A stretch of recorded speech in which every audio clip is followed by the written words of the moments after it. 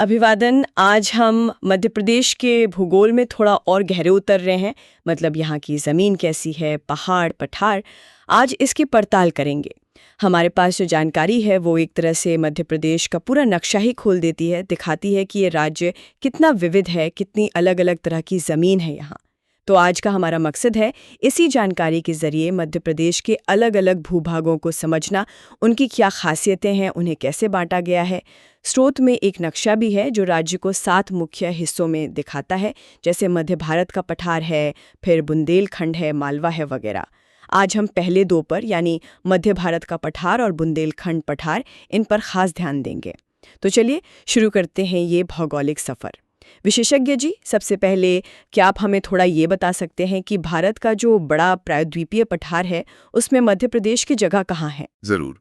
देखिए, मध्य प्रदेश जो है वो असल में भारत के उस विशाल और बहुत पुराने प्रायद्वीपीय पठार का ही एक अहम हिस्सा है।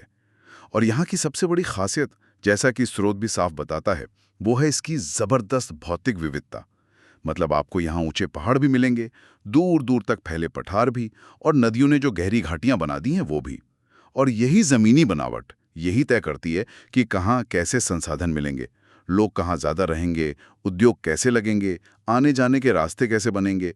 स्रोत के हिसाब से देखें तो जमीन की बनावट, चट्टानें कैसी हैं, नदियां किधर बहती हैं, इन सब आधारों पर मध्य प्रदेश को मुख्य तौर पर 7 भौतिक प्रदेशों में बांटा गया है। 7 प्रदेश? सच में ये विविधता तो कमाल की है।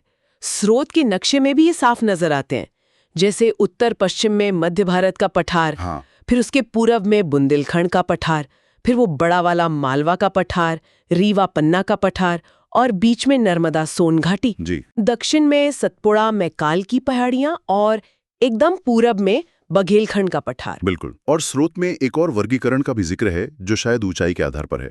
इसके हिसाब से मोटे तौर पर मध्य प्रदेश को 3 बड़े हिस्सों में देख सकते हैं। पहला है मध्य उच्च प्रदेश, मतलब सेंट्रल हाईलैंड्स। ये सबसे बड़ा हिस्सा है जिसमें मध्य भारत पठार, बुंदेलखंड, मालवा, रीवा पन्ना पठार और नर्मदा सोन घाटी, ये सब आ जाते हैं। और दूसरा और तीसरा हिस्सा वो भी प्रायद्वीपीय पठार के ही अंग हैं। एक तो दक्षिण की सतपुड़ा श्रेणियां और दूसरा पूरब का बघेलखंड पठार। अच्छा, तो पहले इसी बड़े वाले हिस्से पर ध्यान देते हैं, मध्य उच्च प्रदेश। स्रोत कह रहा है कि ये एक त्रिभुज जैसा फैला हुआ है। दक्षिण में नर्मदा सोन घाटी है, पश्चिम में अरावली की ये पहाड़ियां हैं और पूरब में मैकाल श्रेणी। एक खास बात यह भी है कि यहाँ की ज्यादातर नदियां उत्तर की तरफ बहकर यमुना में मिलती हैं। जी हाँ, ये एक महत्वपूर्ण पैटर्न है। चलिए, तो अब इस मध्य उच्च प्रदेश के पहले भाग पर आते हैं, मध्य भारत का पठार। इसकी क्या खासियतें हैं, स्रोत क्या बताता है इसके बारे में? हाँ, तो ये पठार जो है ये मध्य प्रदेश के बिल्कुल उत्तर पश्चिम कोने में है। अगर इसकी सीमाएं देखें तो उत्तर में गंगा का मैदान शुरू हो जाता है, दक्षिण में मालवा का पठार है, पूरब में जाएं तो बुंदेलखंड पठार, और पश्चिम में राजस्थान के मैदानी इलाके लग जाते हैं। स्रोत बताता है कि इसका कुल क्षेत्रफल करीब 32,896 वर्ग किलोमीटर है, मतलब पूरे मध्य प्रदेश का लगभग 10.68%। औसत ऊंचाई बहुत ज्यादा नहीं है, 300 से 500 मीटर के बीच। और जमीन का ढलान जो है वो उत्तर और थोड़ा उत्तर पूर्व की तरफ है। लेकिन इसकी सबसे बड़ी पहचान, जो शायद सबने सुनी होगी, वो है चंबल नदी और उसकी सहायक नदियों के बनाए बीहड़। वो गहरी उबड़-खाबड़ घाटियां जो नदी के कटाव से बनी हैं। हाँ, चंबल के बीहड़, ये नाम तो बहुत सुना है। इसी वजह से इसे कभी-कभी चंबल उप आर्द्र प्रदेश भी कह देते हैं। जाहिर है ये बीहड़ और भूगोल मौसम पर भी असर डालते होंगे। यहाँ की जलवायु कैसी है, स्रोत क्या कहता है? स्रोत के मुताबिक यहाँ महाद्वीपी किस्म की जलवायु है। मतलब सीधा सा है, गर्मियां बहुत गर्म और सर्दियां काफी ठंडी। बारिश यहाँ कम होती है, औसतन 75 सेंटीमीटर से भी कम। और ये आंकड़ा इसे पूरे मध्य प्रदेश का सबसे कम वर्षा वाला क्षेत्र बनाता है। सबसे कम? हाँ। अच्छा। हाँ, मिसाल के तौर पर भिंड जिले में तो साल भर में औसतन सिर्फ 55 सेंटीमीटर बारिश होती है। गर्मियों में तापमान 40 डिग्री से 42.5 डिग्री सेल्सियस तक चला जाता है, जबकि सर्दियों में 10 डिग्री से 18 डिग्री सेल्सियस के बीच रहता है। तो इतनी चरम जलवायु और इतनी कम बारिश, इसका असर वहां की मिट्टी और पेड़ पौधों पर कैसे दिखता होगा, खासकर उन बीड़ों वाले इलाके में? बिल्कुल, असर तो दिखता ही है। स्रोत बताता है कि यहाँ मुख्य रूप से तो नदियों की लाई हुई जलोढ़ मिट्टी है। हालांकि कहीं कहीं मोटी बलुई मिट्टी का भी जिक्र है। मिट्टी की परत बहुत गहरी नहीं है। और जैसा आपने कहा, बीड़ों में मिट्टी का कटाव, जिसे गली अपर्दन या गली इरोजन कहते हैं, वो एक बहुत बड़ी समस्या है। चंबल और उसकी सहायक नदियां लगातार जमीन को काटती रहती हैं। कम पानी की वजह से पेड़ पौधे भी ज्यादातर कटीले किस्म के ही मिलते हैं, जैसे कीकर है, बबूल जिसे कहते हैं, खैर है, पलाश है। स्रोत एक दिलचस्प बात बताता है कि श्योपुर जिले में खेजड़ी के अच्छे घने जंगल हैं और राज्य का एकमात्र खेजड़ी वन पार्क भी इसी इलाके में है। अच्छा, खेजड़ी पार्क, ये तो खास बात है। हाँ, पर कुल मिलाकर देखें तो जंगल यहाँ सिर्फ 20 से 27% हिस्से पर ही हैं, जो कि राज्य में सबसे कम है। और पेड़ों की कटाई, जानवरों द्वारा जरूरत से ज्यादा चराई, ये यहाँ की चिंताएं हैं, जो कटाव की समस्या को और बढ़ा देती हैं। जाहिर है, फिर कम बारिश और जंगल कम होने का असर खेती और बाकी संसाधनों पर भी पड़ता होगा। कृषि और खनिज के बारे में क्या जानकारी मिलती है? हाँ, कृषि काफी हद तक तो बारिश पर ही निर्भर है। हालांकि स्रोत ये भी बताता है कि चंबल नहर परियोजना से कुछ सिंचाई होती है। यहाँ की सबसे खास फसल है सरसों। इतनी ज्यादा होती है कि इस पूरे इलाके को सरसों की हांडी कहते हैं। ये नाम ही अपने आप में बहुत कुछ बता देता है। हाँ, सरसों की हांडी, ये तो बड़ा सटीक नाम लगता है। इसके अलावा गेहूं और ज्वार भी उगाए जाते हैं। खनिजों की बात करें तो ये क्षेत्र कोई बहुत ज्यादा धनी नहीं है। स्रोत के अनुसार यहाँ मुख्य रूप से चीनी मिट्टी मिलती है। ग्वालियर और मुरैना में चूना पत्थर मिलता है और ग्वालियर में इमारती पत्थर। थोड़ी मात्रा में लौह अयस्क का भी उल्लेख है, पर बहुत ज्यादा नहीं। तो अगर खनिज ज्यादा नहीं है तो क्या उद्योगों का विकास भी कम हुआ है? और आने जाने के साधन, मतलब परिवहन की क्या स्थिति है? हाँ, स्रोत यही इशारा करता है कि खनिज और बिजली की थोड़ी कमी के चलते यहाँ औद्योगिक विकास उतना नहीं हो पाया है।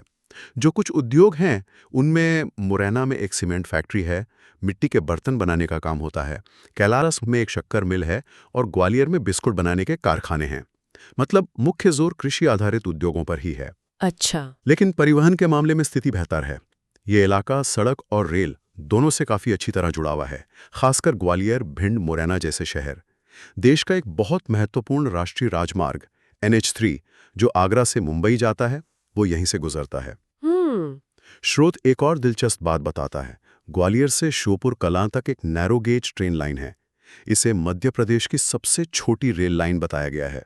अरे वाह, नैरो गेज अभी भी है वहाँ। और यहाँ रहने वाले लोग कैसे हैं, उनकी संस्कृति, क्या इस पर पड़ोसी राज्यों का असर है? जनसंख्या का घनत्व अगर देखें तो 125 से 240 व्यक्ति प्रति वर्ग किलोमीटर के बीच हैं। ग्वालियर, भिंड, मुरैना ऐसे शहरों में खेती, थोड़े बहुत उद्योग और अच्छी परिवहन सुविधा होने के कारण आबादी थोड़ी ज़्यादा घनी है। और संस्कृति पर, जैसा आपने पूछा, पास के राजस्थान और उत्तर प्रदेश का गहरा असर साफ दिखता है।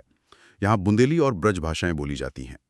एक बहुत महत्वपूर्ण बात स्रोत बताता है कि सहरिया जनजाति वो मुख्य रूप से इसी पठारी क्षेत्र में रहती हैं, खासकर ग्वालियर, शिवपुरी, गुना और मुरैना जिलों में। अच्छा, सहरिया जनजाति का मुख्य निवास स्थान यही क्षेत्र है। जी। तो अगर हम संक्षेप में देखें तो मध्य भारत पठार की पहचान हुई चंबल के बीहड़, राज्य में सबसे कम बारिश और सबसे कम जंगल, सरसों की हांडी वाला इलाका, सहरिया जनजाति का घर और मिट्टी के कटाव की गंभीर समस्या। स्रोत एक चिंताजनक बात भी सामने रखता है कि भिंड, मुरैना, ग्वालियर जैसे जिले, जहां राज्य का लिंगानुपात सबसे कम है, वो भी इसी पठार का हिस्सा हैं। ये सब मिलकर इस क्षेत्र की एक बहुत विशिष्ट तस्वीर बनाते हैं। बिल्कुल सही कहा आपने। ये सारे बिंदु इसे एक अलग पहचान देते हैं। ठीक है, अब मध्य भारत पठार से थोड़ा पूरब की तरफ चलते हैं। अगला पड़ाव है बुंदेलखंड का पठार। ये इलाका कैसा है? स्रोत इसके बारे में क्या कहता है? हाँ, तो बुंदेलखंड का पठार जो है वो मध्य भारत पठार के पूरब में और मालवा पठार के उत्तर पूर्व में पड़ता है।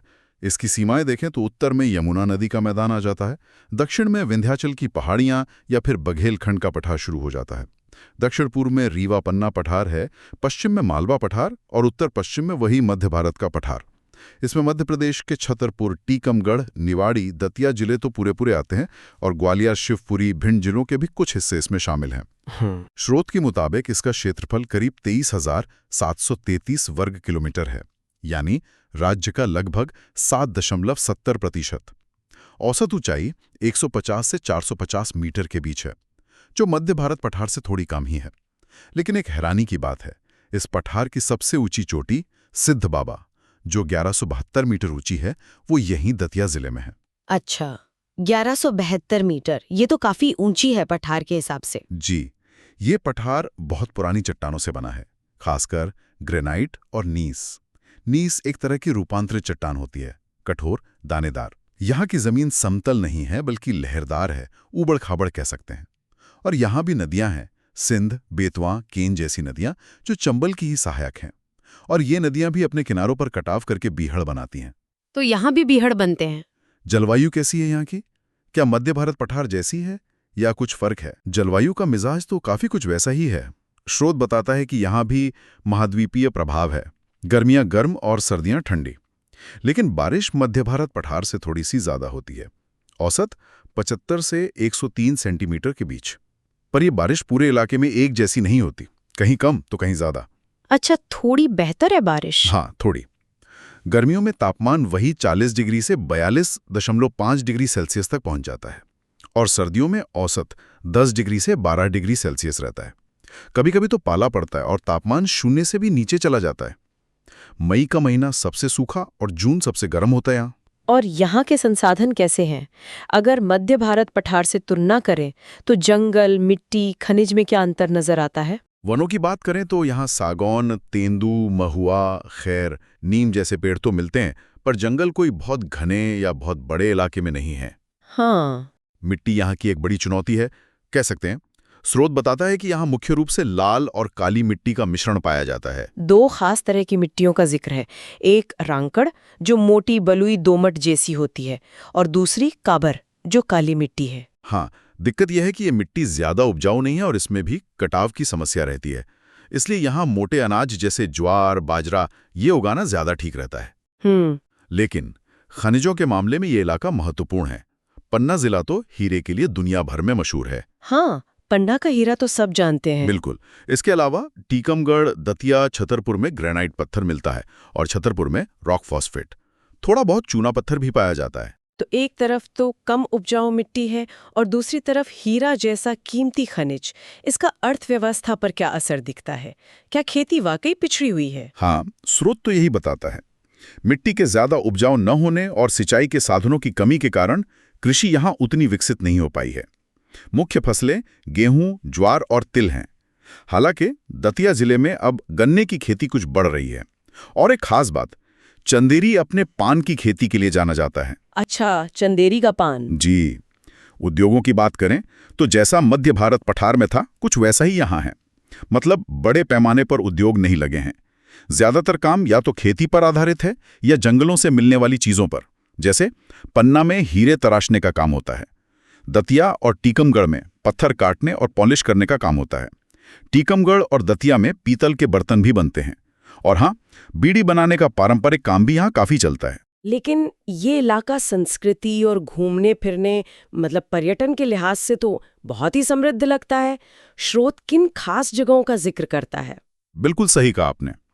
भले ही ज्यादातर आबादी गांवों में रहती हो, लेकिन यहाँ के शहर और ऐतिहासिक स्थल बहुत मशहूर हैं।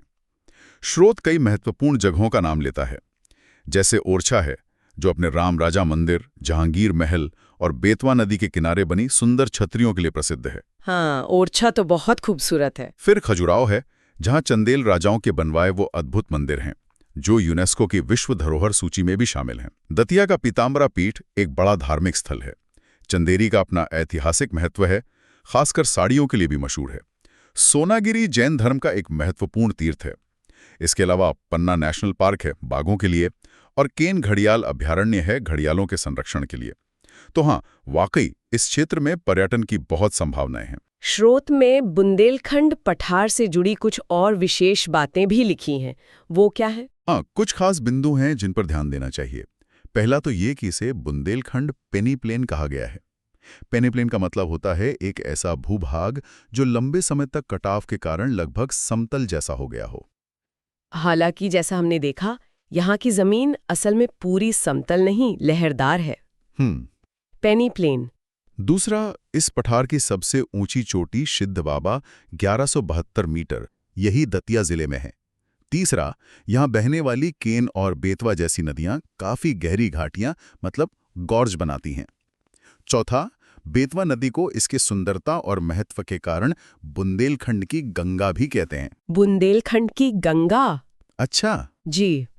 और पांचवा, ये पूरा पठार बहुत पुरानी प्राचीन बुंदेलखंड नीस चट्टानों पर बना है, जो इसकी उबड़-खाबड़ जमीन का मुख्य आधार है। तो आज की इस चर्चा से, इस पड़ताल से क्या मुख्य बातें निकल कर आती हैं? हमने मध्य प्रदेश के दो पड़ोसी लेकिन काफी अलग-अलग पठारी इलाकों, मध्य भारत और बुंदेलखंड की एक तरह से यात्रा की है। स्रोत सामग्री के जरिए हमने उनकी जमीन, मौसम, मिट्टी, पेड़-पौधे, खनिज, खेती, उद्योग, लोग और संस्कृति की खासियतों को समझा। हाँ, और ये समझना बहुत जरूरी है कि इन दोनों क्षेत्रों में कितना फर्क है, कितनी भिन्नता है। एक तरफ मध्य भारत पठार है, जहां पानी की बहुत कमी है, भीड़ों का कटाव एक बड़ी समस्या है, लेकिन सरसों खूब होती है। दूसरी तरफ बुंदेलखंड है, जहां मिट्टी थोड़ी कमजोर है, खेती उतनी उन्नत नहीं है, लेकिन हीरा और ग्रेनाइट जैसे कीमती खनिज हैं और पर्यटन की जबरदस्त क्षमता है। ये जो क्षेत्रीय भिन्नताएं हैं, ये सिर्फ नक्शे पर लकीरें नहीं हैं। ये वहां के लोगों के जीवन, उनकी अर्थव्यवस्था और पूरे राज्य के विकास को सीधे तौर पर प्रभावित करती हैं। इन अंतरों को समझना ही मध्य प्रदेश के भूगोल को सही मायने में समझना है। बिल्कुल। और अब अंत में एक सवाल श्रोताओं के लिए सोचने के लिए छोड़ जाते हैं। स्रोत में हमने देखा कि सहरिया जैसी खास जनजाति मध्य भारत पठार जैसे इलाकों में ही ज्यादा रहती है। आज हमने जिन भौगोलिक खासियतों और संसाधनों की कमी या मौजूदगी की बात की, जैसे मध्य भारत पठार में कम बारिश और कम जंगल होना या बुंदेलखंड में कम उपजाऊ मिट्टी होना, जरा सोचिए, ये पर्यावरण से जुड़े कारक, ये फैक्टर ऐतिहासिक रूप से इन खास इलाकों में रहने वाले समुदायों की रोजी रोटी कमाने के तरीकों को, उनकी संस्कृति को ढालने में कैसे मददगार रहे होंगे या क्या चुनौतियां पेश करते रहे होंगे। ये सवाल स्रोत में दी गई जानकारी पर ही आधारित है और हमें थोड़ा और गहराई से सोचने पर मजबूर करता है।